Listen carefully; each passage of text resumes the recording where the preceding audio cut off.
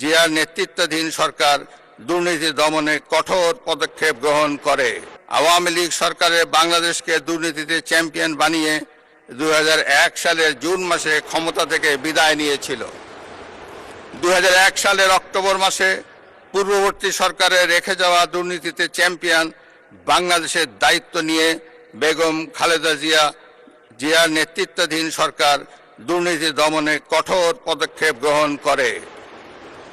এছাড়া দুর্নীতি প্রতিরোধের লক্ষ্যে দুর্নীতি দমন কমিশন আইন 2004 প্রণয়ন করে। এর ফলে বিশ্বে দুর্নীতিতে চ্যাম্পিয়ন হওয়ার কলঙ্ক থেকে বাংলাদেশ মুক্তি পায়।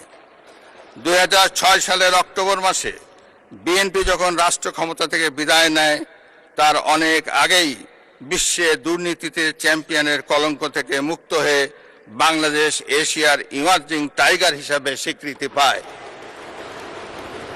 এবারও দুর্নীতি দমন এবং আইন শৃঙ্খলা নিয়ন্ত্রণই হবে বর্তমান সরকারের প্রথম এবং প্রধান অগ্রাধিকার।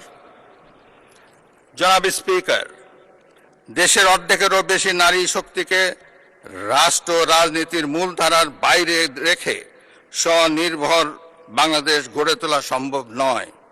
নারীর অর্থনৈতিক ক্ষমতায়ন নিশ্চিত করতে বর্তমান সরকার নানামুখী পদক্ষেপ গ্রহণ করেছে।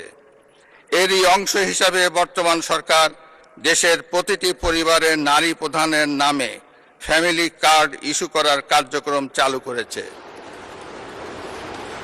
প্রতিটি পরিবারে নারী প্রধানের নামে ফ্যামিলি কার্ড ইস্যু হলেও প্রথম পর্যায়ে প্রান্তিক ও নিম্ন আয়ের পরিবারগুলোকে আত্মনির্ভরশীল হতে ফ্যামিলি কার্ডের মাধ্যমে নগদ 2500 টাকা কিংবা সমপরিমাণ প্রয়োজনীয় খাদ্য সহায়তা দেওয়া হবে।